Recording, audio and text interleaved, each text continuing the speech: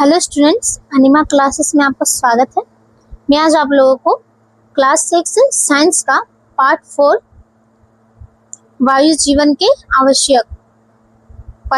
लिए आवश्यक इस चैप्टर को के प्रश्नोत्तर को पूरे अच्छे से हर एक क्वेश्चन को बहुत अच्छे से करवाऊंगी। ठीक है, इसमें चाहे रिक्त स्थान हो या फिर प्रश्नोत्तर हो या फिर वन वर्ड आंसर हो, सही गलत हो, सारा कुछ करवाऊंगी। ठीक है, अगर आपको इस चैप्टर का क्लास नोट्स या फिर लेक्चर वीडियो चाहिए तो आप मेरे अनिमा क्लासेस को ज्वाइन कीजिए, सब्सक्राइब कीजिए, आपको सारा कुछ मिल जाएगा। ठीक है, क्लास 6 से लेके 12 तक के जितना भी चैप्टर्स है, चाहे वो साइंस का हो या फिर मैथ्स का हो, सोशल साइंस का हो, हिंदी, इंग्लिश, और टोटल सब्जेक्ट का टोटल चैप्टर का लेक्चर वीडियो, प्रश्नोत्तर वीडियो, ठीक है, सारा कुछ आपको अनिमा क्लासेस में मिल जाएगा। इसलिए मैं बोल रही हूँ कि मेरे चैनल को सब्सक्राइब कीजिए, आपको क्लास 6 से लेकर 12 तक के हर एक स्टूडेंट्स को सारा कुछ मिल जाएगा। ठीक है, तो चलिए वीडियो को स्टार्ट करती हूँ। पहला प्रश्न है हम लोग का, वायुमंडल किसे कहते हैं? उत्तर होगा पृथ्वी के चारों ओर मौजूद गैसों के आवरण को वायुमंडल कहते हैं। दूसरा प्रश्न है, वायुमंडल के संगठन क्या है? उत्तर होगा वायुमंडल के मुख्य संगठनों में नाइट्रोजन 78%, ऑक्सीजन 21%, आर्गन 0.93% और कार्बन डाइऑक्साइड 0.04% शामिल है। ठीक है, तीसरा प्रश्न है, नासा छिद्रों में बाल का क्या उपयोग है? उत्तर होगा नासा छिद्रों में बाल श्वसन प्रणाली की सुरक्षा में महत्वपूर्ण भूमिका निभाती है। चौथा प्रश्न है, जल में मिट्टी डालने पर वायु के बुलबुले बाहर क्यों आते हैं? उत्तर होगा जल में मिट्टी डालने पर वायु के बुलबुले इसलिए बाहर आते हैं क्योंकि मिट्टी के कणों के बीच खाली जगह में हवा पहले से फंसी होती है। जब मिट्टी में पानी डाला जाता है तो पानी इन छिद्रों में प्रवेश करके हवा को विस्थापित कर देती है, जिससे वह बुलबुलों के रूप में ऊपर आती है। ठीक है, पांचवा प्रश्न है, किस मौसम में आप वायु में जल वाष्प के उच्चतर अनुपात की उम्मीद करते हैं? उत्तर होगा वायु में जलवाष्प के उच्च अनुपात की उम्मीद मुख्य रूप से मानसून या बरसात के मौसम में की जाती है। दूसरा वाला प्रश्न के जितने भी उत्तर है हम लोग थोड़ा सा हल्का सा डिटेल में देंगे। ठीक है, पहला प्रश्न है, वायु एक मिश्रण है, कैसे? वायु को मिश्रण इसलिए कहा जाता है क्योंकि इसमें विभिन्न गैसों बिना किसी रासायनिक जुड़ाव के एक साथ मौजूद होती है। इसके अनेक कारण हैं। पहला, घटकों का अनिश्चित अनुपात। दूसरा, कोई नया पदार्थ नहीं बनता। तीसरा, भौतिक विधि से पृथक्करण। चौथा, कोई रासायनिक सूत्र नहीं। ठीक है, दूसरा प्रश्न है, वायु के 5 मुख्य उपयोगों का उल्लेख करें। उत्तर होगा वायु के 5 मुख्य उपयोग इस प्रकार हैं। पहला, श्वसन। मनुष्य, पशु और जलीय जीव सांस लेने के लिए वायु से ऑक्सीजन ग्रहण करते हैं, जो जीवित रहने के लिए अनिवार्य है। दूसरा, दहन। ऑक्सीजन आग लगाने में सहायक होती है। इसके बिना खाना पकाना, ईंधन जलाना या कारखाने चलाना संभव है। प्रकाश संश्लेषण। पौधे वायुमंडल के कार्बन डाइऑक्साइड लेकर प्रकाश संश्लेषण की क्रिया द्वारा अपना भोजन बनाते हैं। ठीक है, चौथा, पवन ऊर्जा और पांचवा, परिवहन। तीसरा प्रश्न है, वायु की कौन सी गैस जलवन तो और श्वसन के लिए आवश्यक है? उत्तर होगा वायु में ज्वलन और श्वसन के लिए ऑक्सीजन गैस अनिवार्य है। चौथा प्रश्न है, मिट्टी के वायु की उपस्थिति पौधों के लिए क्यों आवश्यक है? उत्तर होगा मिट्टी में वायु की उपस्थिति पौधों की वृद्धि और उनके स्वास्थ्य जीवन के लिए अत्यंत आवश्यक है। पांचवा प्रश्न है, जल में वायु की घुले होने का क्या महत्व है? उत्तर होगा जल में वायु का घुला होना जलीय पारिस्थितिकी तंत्र और जल की गुणवत्ता के कारण अत्यंत महत्वपूर्ण है। इस प्रकार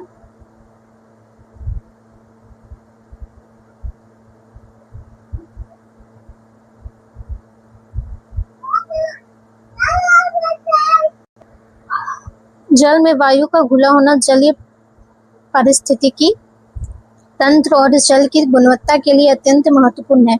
इस प्रक्रिया को घुलित ऑक्सीजन कहा जाता है, जो जल में रहने वाले जीवों के जीवित रहने के लिए मुख्य आधार है। इसके प्रमुख महत्व निम्नलिखित है। पहला, जलीय जीवों का श्वसन, दूसरा प्रकाश संश्लेषण, तीसरा अपघटन और जल की स्वच्छता, चौथा जल की गुणवत्ता का संकेतक, पांचवा ऊर्जा का संतुलन। ठीक है, तीसरा वाला प्रश्न के जितने भी उत्तर हैं हम लोग सारे के प्रश्नों के उत्तर थोड़ा डिटेल में देंगे। ठीक है, पहला प्रश्न है, पौधे वायुमंडल में गैसों का संतुलन बनाए रखने के में सहायक होते हैं, कैसे? उत्तर होगा पौधे वायु में गैसों का संतुलन बनाए रखने के लिए बहुत महत्वपूर्ण भूमिका निभाते हैं। यह प्रक्रिया मुख्य रूप से प्रकाश संश्लेषण नामक क्रिया द्वारा होती है। पौधे निम्नलिखित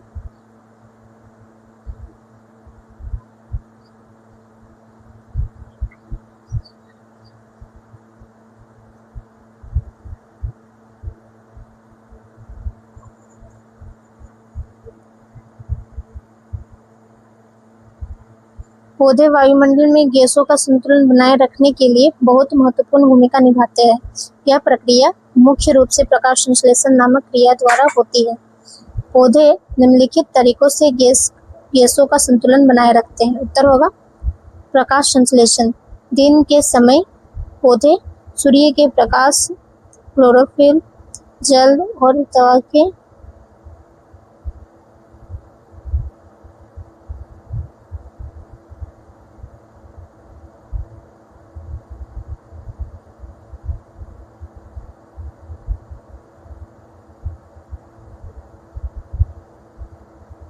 दिन के समय पौधे सूर्य के प्रकाश, क्लोरोफिल, जल और हवा में मौजूद कार्बन डाइऑक्साइड का उपयोग करके अपना भोजन बनाते हैं।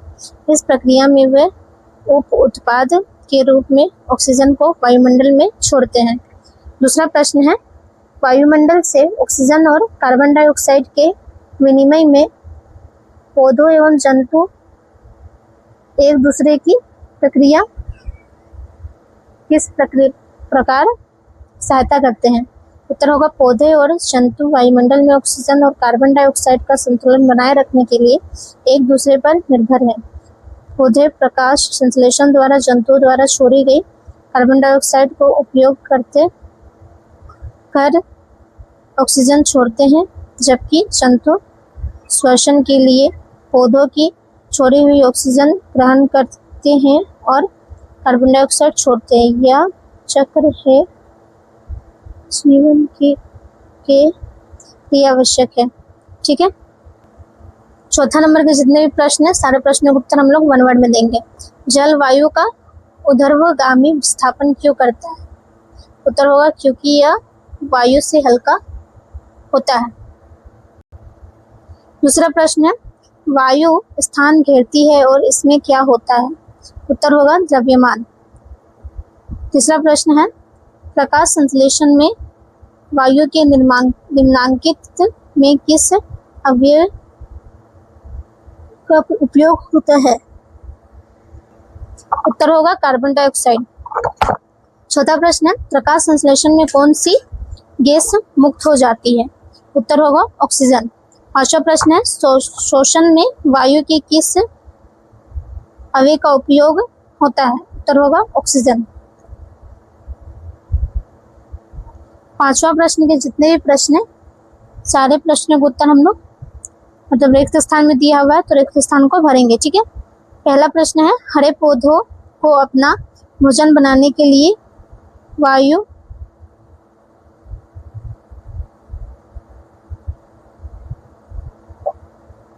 के अवयव गैस की आवश्यकता होती है? उत्तर होगा कार्बन डाइऑक्साइड।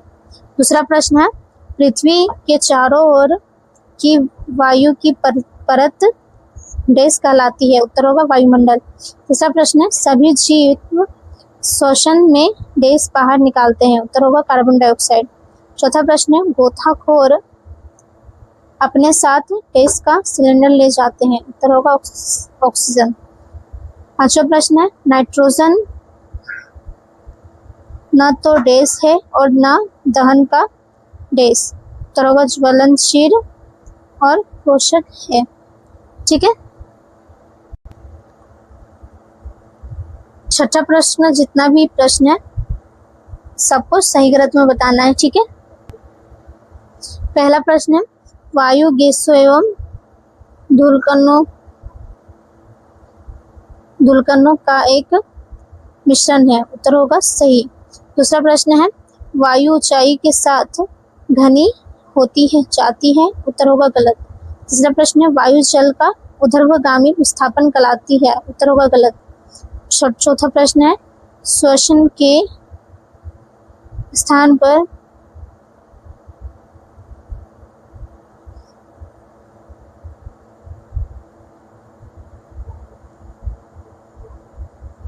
चौथा प्रश्न है श्वसन के ऑक्सीजन का उपयोग होता है? उत्तर होगा सही।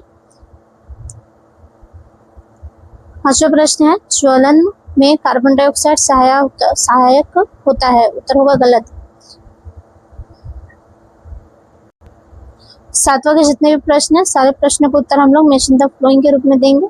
ठीक है, मैच करके। पहला है पवन, पवन का होगा या बहती वायु। दूसरा प्रश्न है ऑक्सीजन, ऑक्सीजन का होगा गैस जो दहन का पोषण। तीसरा प्रश्न है धुआं, धुआं का होगा द कुछ गैसों उद्योग सूक्ष्म जीव।